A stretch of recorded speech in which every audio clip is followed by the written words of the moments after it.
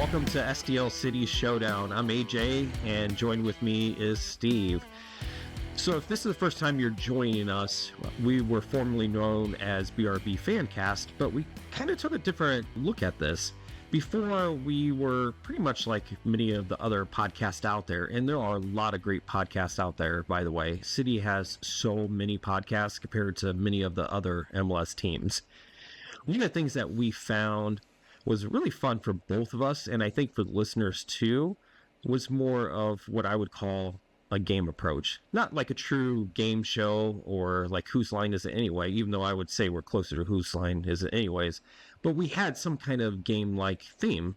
So today, we're going to be doing goal or no goal. The last two times we had an episode, we had a tier list of what we consider the most valuable player or aspect of the team. And then the next one we had was the list for the expansion draft, like who we would protect. So those are definitely very fun. If you want to listen to something else, I would definitely recommend our tier list. Now, if you guys are curious where to find us, that's where Steve comes in. Hey, it's me. It's Steve. So we are. Hey, Steve. Hey, hi. Hey, we're on Blue Sky at STL City Showdown. You'll see us out there. We're on Twitter X as well.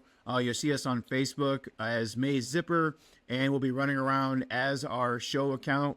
We have an Instagram that we're going to start posting little clips of our show and some other things that we find. So you'll see us on all of the socials. We also have a website. It's STL City Showdown at Weebly, and you'll see our show links there. You'll also see that we do ref reports during the season, which is really fun to do. I kind of dig into the refs that we have so we can kind of learn the game they might call. That's good information to have.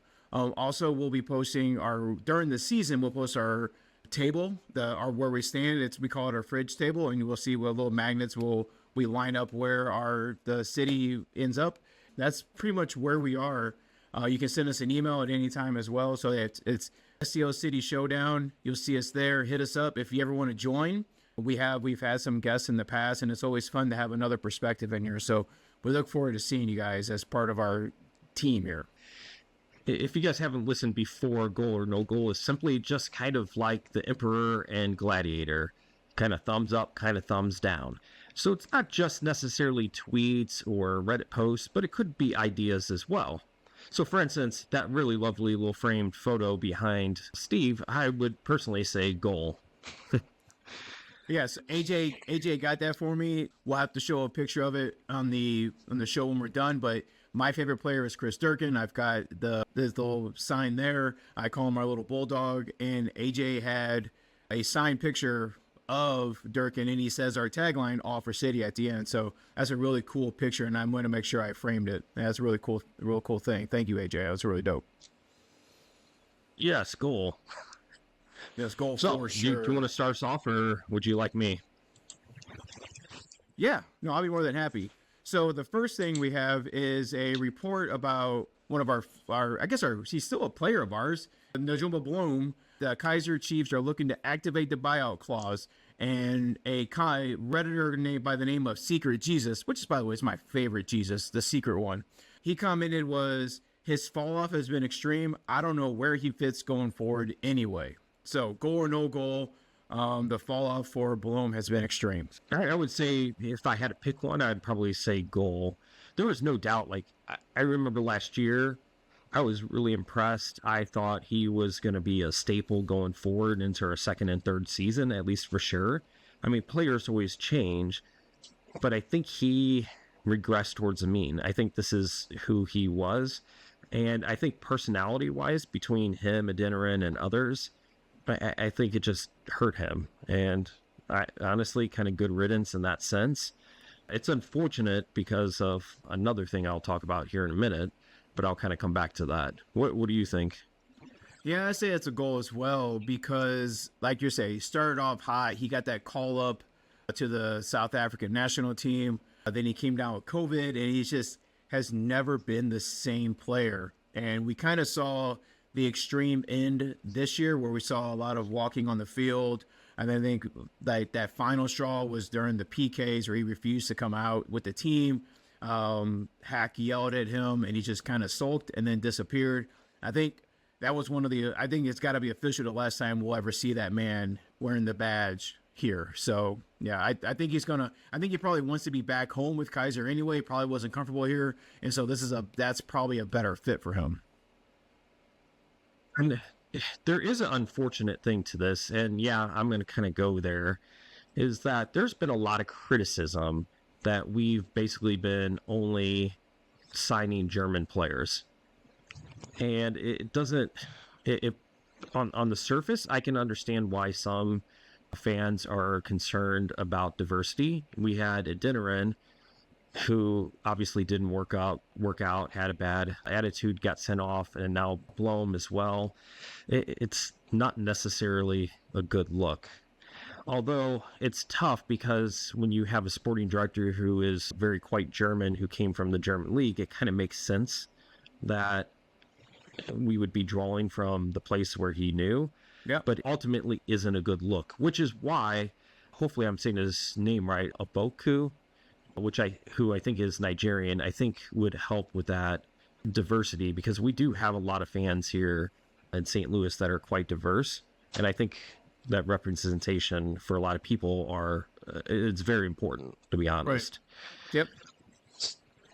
Yep. I will say to that though, I'm looking at our team poster from this year, and yeah, there's really not a ton of diversity, but I do think we need to come back to the fans here did chase out Ezeel Jackson. They put this man on an impossible pedestal, and that's a hill I'll be willing to die on, where these fans in particular made it seem like he was a no good player. And we have a player like that we're able to kind of materialize, and they just ran him out on a rail. He was no good here, and now all of a sudden he's doing great in Columbus. He's doing okay, but we can only do so much, and the fans are responsible for some of this behavior as well. So, well, this kind of brings me to another tweet.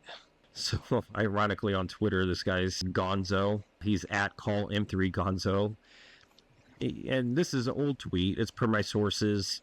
The $50K City got for Kojima, we're going to use to sign Mbappe, right? Of course, that's not going to happen. But the point is that we basically lost Kojima, and then he was flipped to DC United. I think it was for $400K allocation money.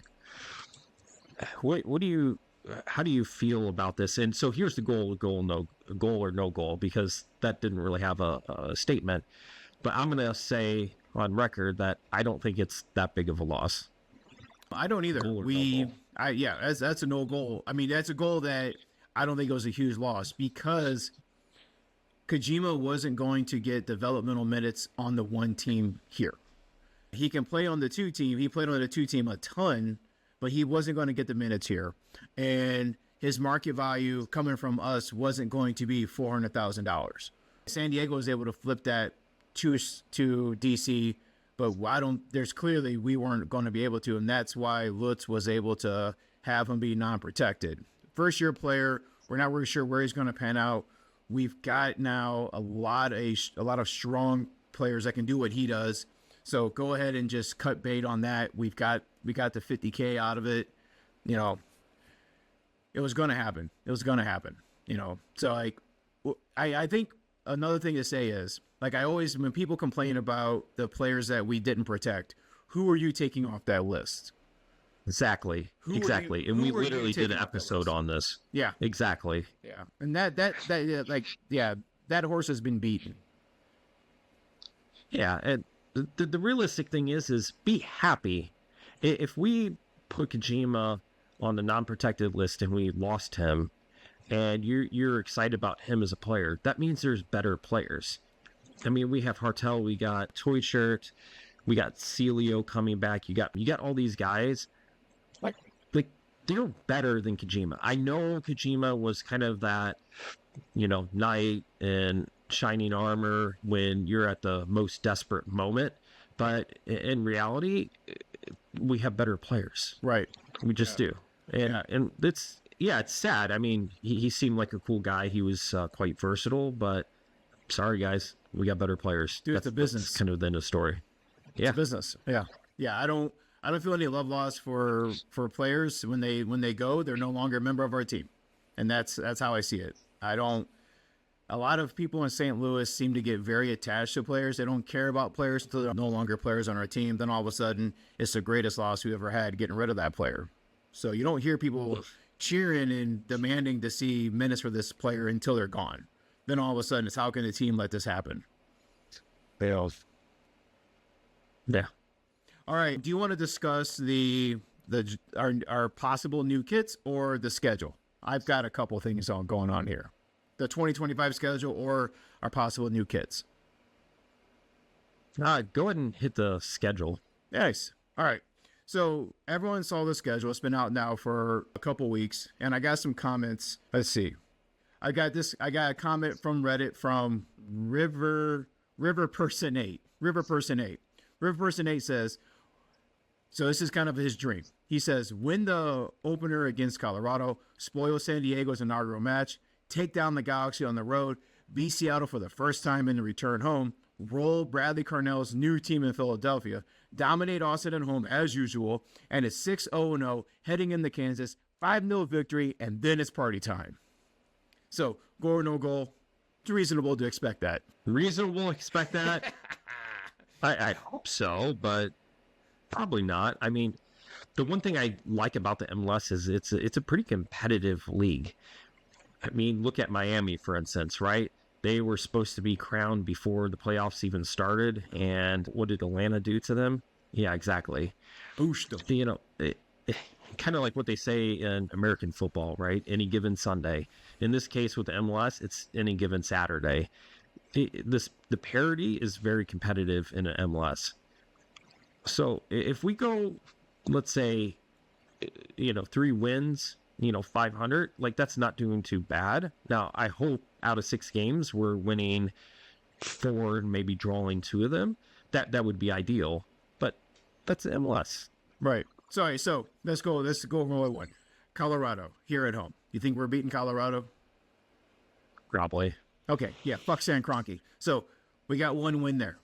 We're definitely going to win in San Diego, right? I would think so, but you know what kind of magical run we had during our inaugural season. Right. All right. Galaxy on the road. Galaxy in LA. Defending champs. I'm saying no. I think that's a draw. Yeah, that's going to be a tough game. Let's just put it that way. That team's coming back. It's not like they're blowing up the team. No. It's going to be tough. Going to Philadelphia and beating them, the United in Philadelphia, I think that's doable. Yeah. Coming back home and playing Austin, that's a win. That's a W. Yeah. So I mean, I think you're right. I think we're at 401, maybe 410. Like, I think we got 4 wins coming in there, and then we get to go to Kansas, or Kansas is coming here, and I think we roll over Kansas. Yeah. Okay, I can buy that. Yep. So I think the Galaxy is going to be the hardest game. Yeah. Yeah, I think LA and Colorado, I think we're looking at either some draws or L's there, but the rest are definitely doable. So let me ask you this about the schedule since you brought this up. So goal or no goal? So this year, we basically had every game start at 7:30, whatever the home team is. So like if we were on the East Coast, it would be 6:30 our time, 7:30 here, etc. This year, however, it looks like the MLS decided, hey, that was a stupid idea. Let's try to get more games throughout the day. Yeah. I was going through our schedule, and I think, out of all the games that we have, I think there was 4 games that were not at the typical 7:30 start time. So like a 1:30 game or a 12 o'clock game or a 3 o'clock game. There's some 6 o'clock games as well. What do you think about that? I think it's great for us. Another Reddit comment was, biggest plus I see is there's no 9:30 games during the week. I think that's good too, because those Wednesday games that we're on the West Coast and we're playing at 9:30, we're not staying up for that. You just can't. So it's good that we're not have that late. I think hopefully the MLS actually listened to the fans, that having all those games start at the exact same time where you can't really enjoy your Saturday. Like I would love to be able to start watching games at 1 o'clock and then having Yeah. games all the way through 9:30, like the NFL. The NFL does it right. MLS or MLB does it right, where there's games throughout the day. I think we're getting closer to that, which is good. And like some of those 6 o'clock games, those are fun to kind of look at. We play Austin on at 1 o'clock on a Sunday, which is great. We play the Quake at 1:30 on a Saturday, which is good too. So like, spread it out a little bit, and I think that's good. What do you think? Yeah, I think we're both saying goal here that the MLS is finally getting the idea here that we actually want to watch soccer throughout the day. Like you might have something going on in the evening and you're just sitting around the house, maybe you're cleaning house and you just want to throw something on the TV in the kitchen or something. Yeah. This is perfect. Finally, they're kind of waking up to it. Now, what do you think about goal or no goal for this idea that's being floated around of changing our schedule? Because currently we start sometime at the end of February and we go until essentially October, with the playoffs finishing like December, early December. They're considering going to European schedule, or mostly European schedule, where we would start and then maybe have like a month break around January and then start up again in February. Yeah. So it'd essentially be kind of like the school year, like a kid's school year. What do you think about and feel about that?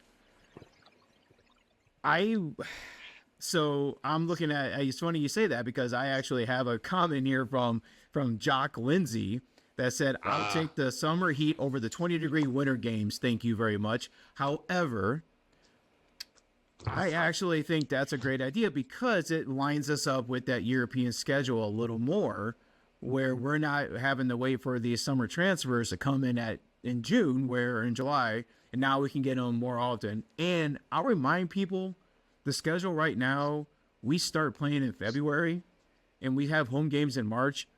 My greatest memory for this team is that San Jose game in March, and it was 20 degrees and it snowed that night. We were freezing. I had multiple layers on in March and was still miserable. I would love to see this team playing in City Park in December. That would be wild. It would be wild. What do you think? Man, I'm all over the place on this one. I want to kind of see us line up with the European League, just because I think it brings a lot of advantages for like transfers, because when our season ends, their season ends. I think it's kind of silly when you get these new players or make big splashes when 2/3 of the season has passed. Like for us with Hartle and Toy Shirt, like they made a huge impact, but guess what? Didn't matter because we sucked anyways. Like 6 games left. And then it's also kind of weird too, because then you bring in potentially game-changing players 2/3 away through the season. It almost feels like a ringer at that point. I don't know. I just don't like it, to be honest. I think we do need a move. It's true. They do have to consider what will people do. Like, will they still go to the games? I mean, like you said, we still have games in October. We still have games at the end of February. Maybe we take a break for January and to half of February. I think people will still show up. And if you're worried about the NFL and other things, well, guess what? I'm sorry. There's always sports on. And I think people who are going to watch soccer are going to watch soccer. I think it's probably better because people get busy during the summer anyways. You might just get overall higher viewership during the fall and winter and spring, personally. I hate to tell you, NCAA football fans are not caring about soccer. SEC fans are not they're not watching soccer anyway. Let's be honest. They're just not. So those fans I'm not worried about them. I'm not worried about losing fans to any college bowl games, because they're not. Well, the hell are they going to be watching MLS anyway? They couldn't even spell MLS, so it doesn't really matter to me. Okay, and by the way, the MLS Cup is in December. The MLS Cup is in December. My birthday is right after the MLS Cup every year. So, they're playing in December. Guys, get over it. Okay, so I have to bring this up. Please tell me you saw the Poptarts all over the internet. Bro, I was just commenting that someone on Blue Sky was just, I think it was Second St. Louis Citizen was just commenting how ridiculous that is. And I think it's amazing. I'm going to be honest here. I think from a marketing standpoint, this is a goal. These guys are brilliant. They made the most of it. The big thing that was viral is the Pop-Tarts just ripping off that guy had the he foil, had and the sauce, man. they have a trophy that's like a toaster and stuff like that. Now, I think, though, it's a no goal for NCAA and sports in general. I don't know if you saw, but the sidelines even had like little sprinkles in the white area. I told my father this. I said, yeah, this is cute and this is great. But the thing is one thing that marketing always does is they try to up whatever happened before. Because now that this has made a splash, you can't just simply do it again. You have to do something more drastic. Oh, yeah. The problem is at some point, somebody said, hey, let's put an ad on a jersey. And it was probably like a small little ad. But then advertisers said, well, what if we get a bigger ad and a bigger ad? And then now you got soccer jerseys where literally the ad is bigger than our crest. Right. Think about that. It's a slippery slope. You guys think it's cute that there's little sprinkles on the side of the field. And if you guys haven't seen this, definitely check out Twitter or Blue Sky. It's all over the place. Oh, it's dope. What's next? The whole entire field being sprinklified? Yep. The only. I mean, you think I'm joking. Right. You never know. The only pushback I'll have on that is that the NFL has a couple weeks at the end of each season devoted to Nickelodeon simulcasting their games, where you have SpongeBob at the NFL. So, like, I that's a ridiculous level right there anyway, too. But I will say, the Pop-Tart thing, they murder a Pop-Tart. They murder a Pop-Tart by putting it in a toaster, and then it spits out an actual gigantic Pop-Tart that they share among the players. And then this year, going back and look at it, guys, I think Second St. Louis Citizen shared this. The Pop-Tart that they murdered last year came back, and he was sitting in the upper stands and watching the game, and he's all melted and stuff. And like he was watching his friend get murdered as well. Like marketing, there's a AutoZone Bowl. I ain't that worried about marketing. They're gonna start throwing wrenches at each other, which, by the way, would make college football so much better. Let these guys throw a Pop-Tart covered football, like have Pop-Tarts imprinted onto the football. Like, let's just don't give them ideas. Yes, this crap is going to happen. No, Dude, don't. The teams have to run through no. a foil banner. Like they do. Like they run through. Like, woo, Steve, run through. Shut up. No. AJ, we're on to something. I'm so glad you brought this up. Thank you, AJ. Everyone, thank you. We are fixing the marketing. Oh, geez, we're going to be throwing spark plugs next at the AutoZone Bowl. You have the Pop-Tart Bowl versus the fucking, what's the thing called? The Hostess one. It's the toaster pastry or something. The toaster strudel with this funny little sauce on it. Yeah, you got those guys fighting. Oh, Steve, man. Dude, I'm so glad I guess I'm against this because I'm like totally gluten free because gluten makes me sick. So maybe that's why I hate the Pop-Tart Bowl so much. That's why I hate the Hostess, the Twinkie Bowl. Can you imagine that? Them throwing like a Twinkie around? Dude, okay. No, Steve. No, don't get ideas. I like the way you're thinking. Of course you do. The National Championship is sponsored by Dr. Pepper. So I don't think that even the NCAA is taking themselves too seriously, where you got Dr. Ass Pepper, the worst soda, as the main sponsor of the National Championship. Oh, no. Oh, man. Drop it. This is going to rile. Dr. Pepper is the worst soda. Oh, my gosh. No goal. Steve, come on. Mixing with whiskey.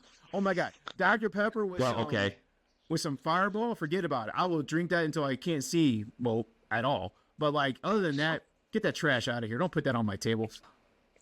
Sherry, Steve, I gotta tell you. Dr. Pepper, maybe. You know what? So, my girlfriend and I went to this Secret Santa, or whatever. It's like Rob Your Neighbor, whatever you want to call it. White Elephant. And we ended up with peanut butter Fireball.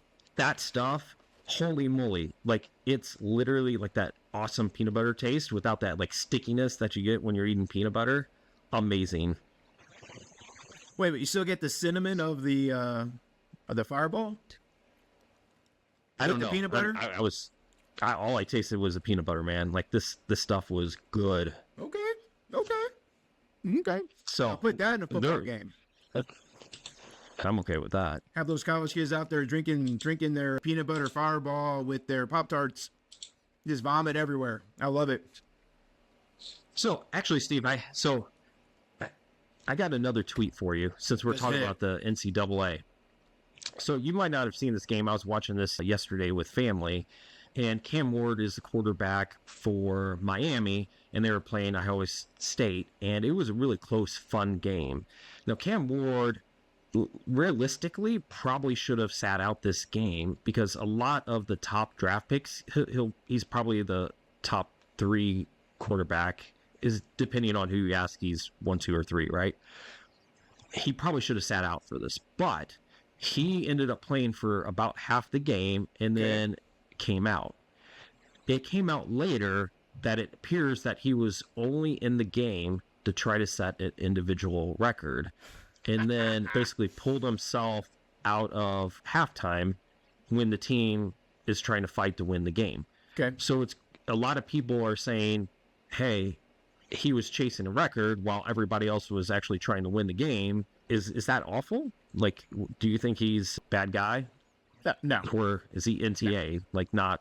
Right. What do you think? Up until, was it like 3-4 years ago, the NCAA was able to like these players of their names and their value to the nth degree, and not allowing these players to make a single dime off of their name, while the NCAA made millions upon millions on their backs of these players. And now these players are realizing their worth. And this guy wants to make sure that he gets as much money as he can, because the NCAA will take these players and they'll abuse them physically, and they will ruin their bodies for money. The NFL is going to do the exact same thing. The NFL is going to take these players and they're going to run them through the ringer until they can't walk straight, or they wind up committing suicide or murdering people because they have CTE. These players deserve to get as much money as they can, as quickly as they can, if they're going to be in this capitalist society where they are their income. They deserve it. Now, I can say that his teammates have a right to be upset if they don't have the same ability, the same opportunities he's going to have, and this is their opportunity to win a big game. They have a right to be upset, but they're the only ones that have a right to be upset at this young man making a business decision for himself. I do not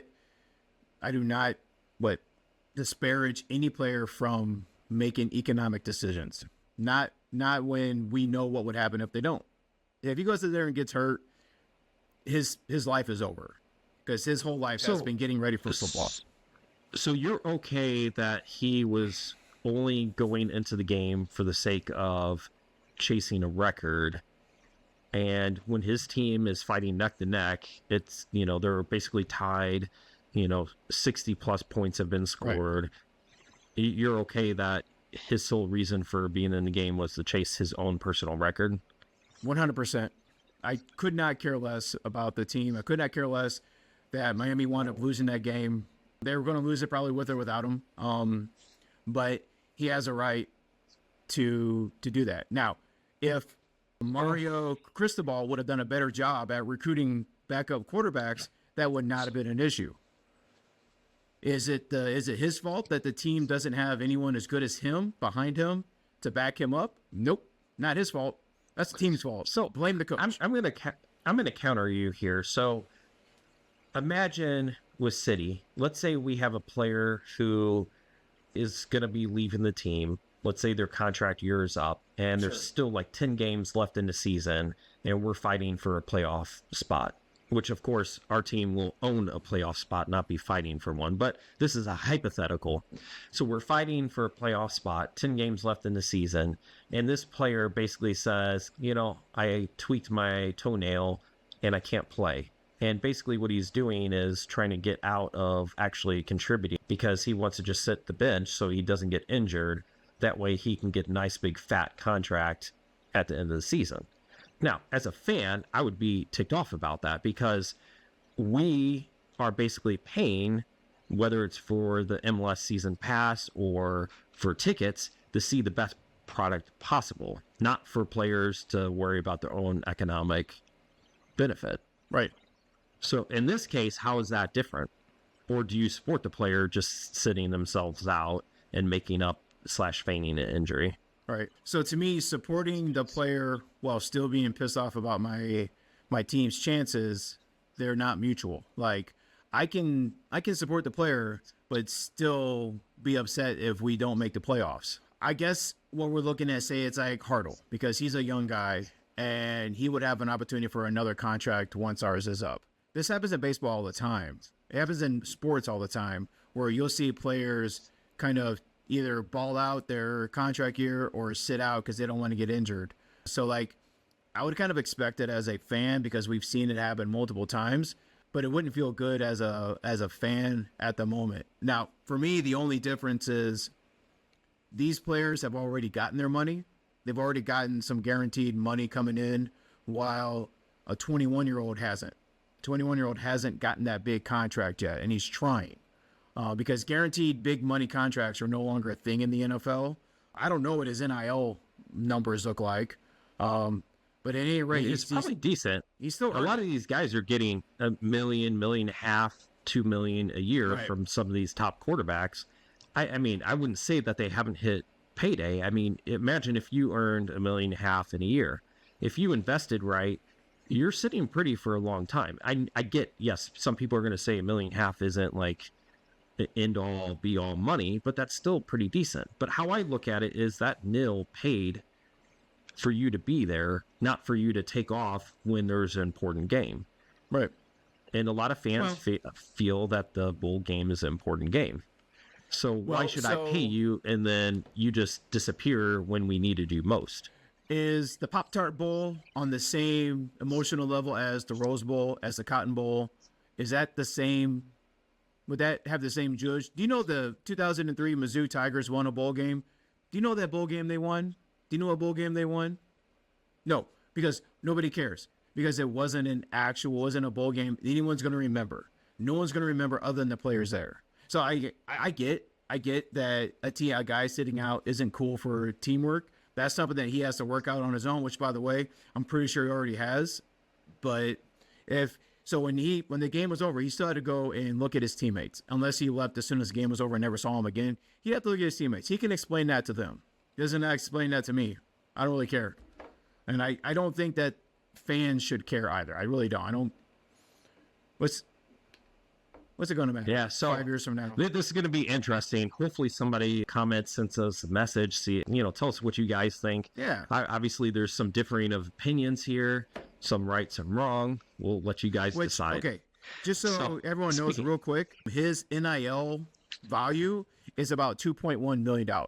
So his value for his 4 years of playing at Miami is about $2 million. So it's about $500,000 a year, which is it's not nothing, but he's not going to go make that. Now, I wonder what his head coach is making. Most NCAA head coaches are making, especially in a program like that, he's probably making $5 million a year. So that guy is sucking off the teat of the people of Florida, and he's getting mad at a player trying to make more money.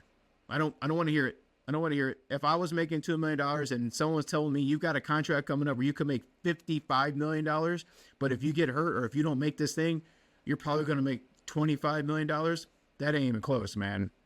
I ain't even close. I hurt myself with the Pop-Tart Bowl. Even as badass as it is, especially whenever you start throwing in all those Pop-Tart ideas you had, that could be really wild. But, I hurt myself. Especially for it doesn't care about me.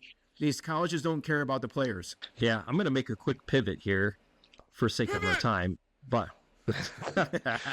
so we both wanted to talk about this kit. I'm going to present this to you to see what you think.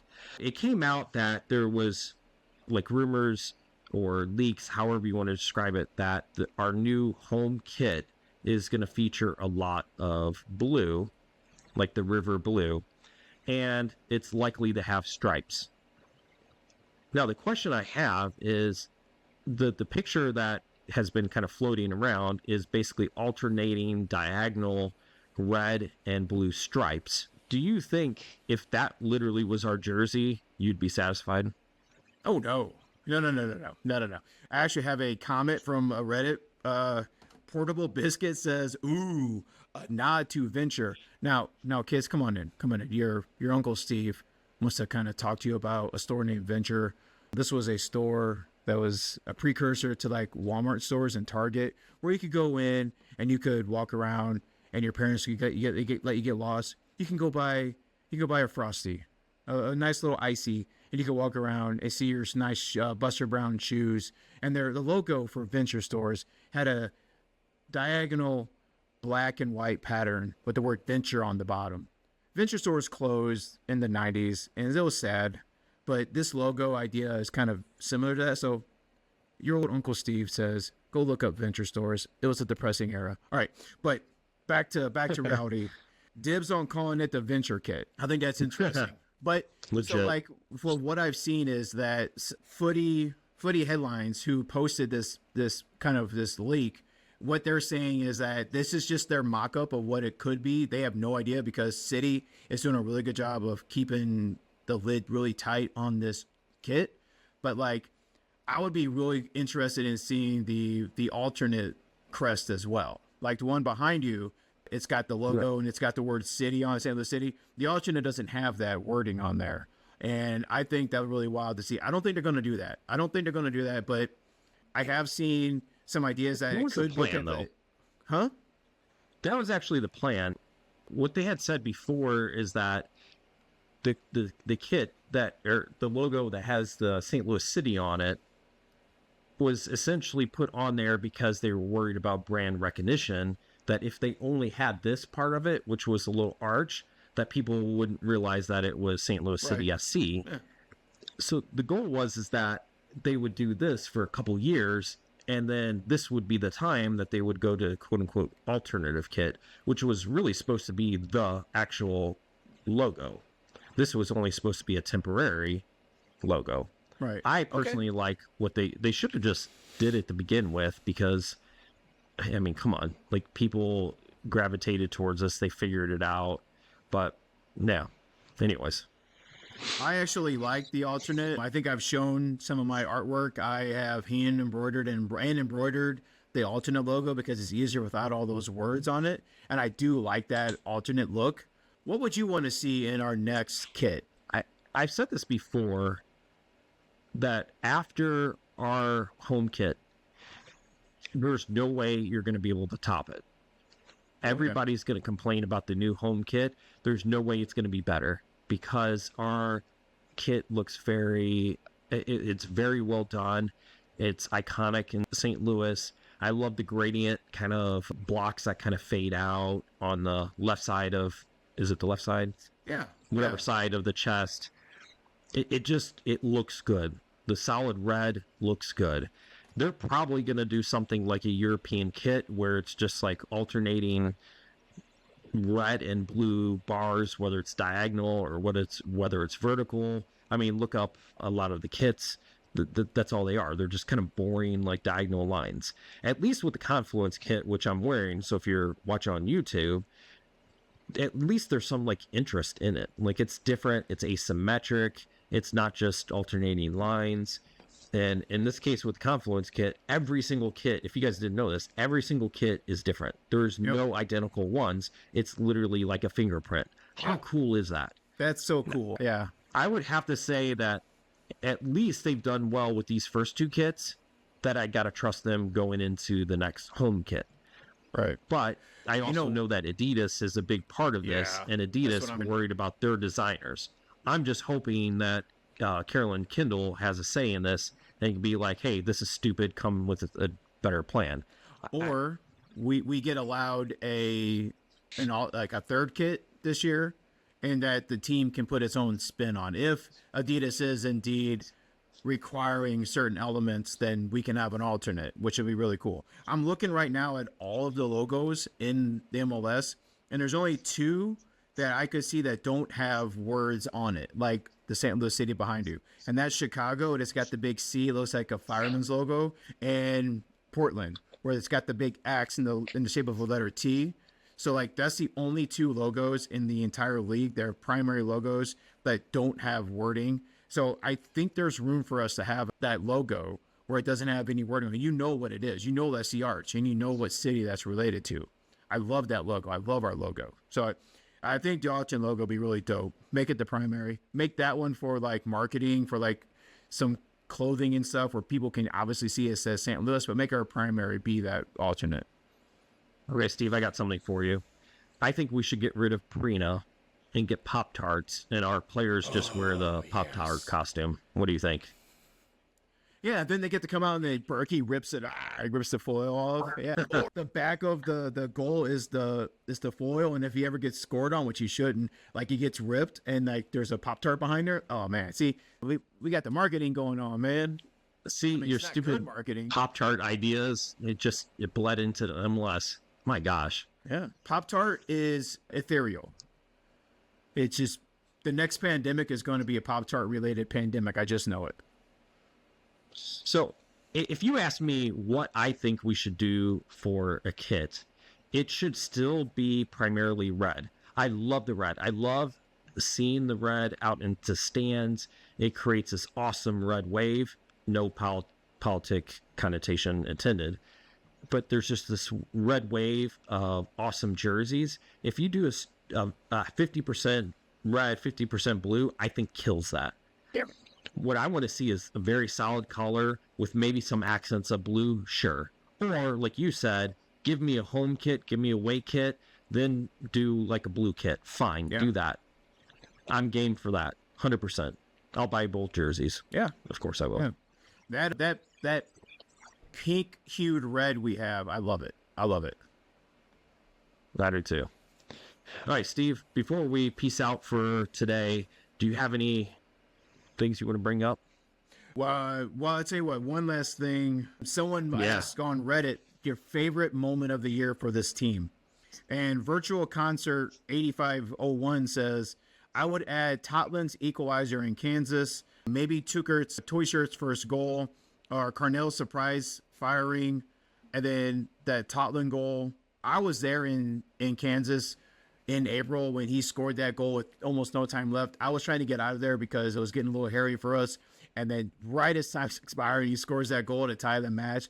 That was a pretty magical moment for me. That and Durkin's just laser shot goal, one of the best for me. What about you? What was your favorite memory right now off the cuff from this past season? Honestly, I think it's probably just hearing about Toychert and Hartle coming here and seeing them play just in general. I know it's not a specific memory, but that's the thing I'm going to remember most about this year, because we had such a bad year, and then these guys came in and it felt like a different team. It felt like, holy moly, in 2025, we're going to be competitive. Yeah. No, it was that kind of hope, if you will.